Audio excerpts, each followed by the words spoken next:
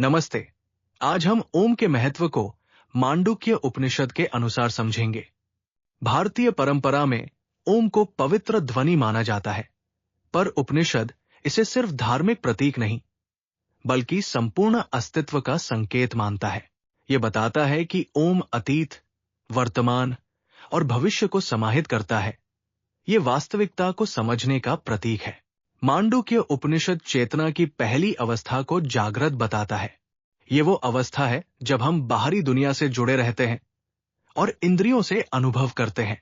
ये हमारे सामान्य जीवन की अवस्था है, जहां हमारा ध्यान बाहर की ओर रहता है। दूसरी अवस्था है स्वप्न। इसमें बाहरी दुनिया से संपर्क कम हो जाता है, पर मन सक्रिय रहता है और अपनी छवियां निर्मित करता है।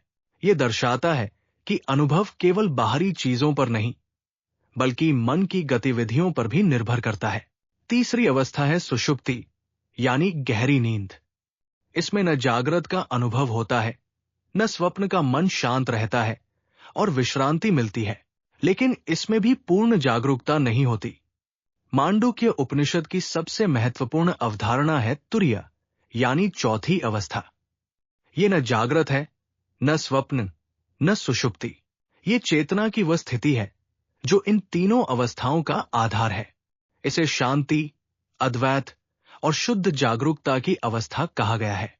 उपनिषद ओम की तीन ध्वनियों अ, उ, म को जागृत, स्वप्न और सुषुप्ति से जोड़ता है, और इन तीनों के बाद का मौन तुरीय का संकेत है। ये मौन चेतना का आधार है। मांडुक्य उपनिषद का उद्देश्य सिर्फ सिद्धांत बताना नहीं, बल्कि ये दिखाना है कि अपनी चेतना को समझकर जीवन की गहरी सच्चाई को पहचाना जा सकता है। ये साक्षी भाव और जागरूकता की ओर ले जाता है। अगर हम अपने अनुभवों को देखें, तो जागृत, स्वप्न और सुषुप्ति जीवन का हिस्सा है। उपनिषद बताता है कि इन सब के पीछे एक शांत आधार है।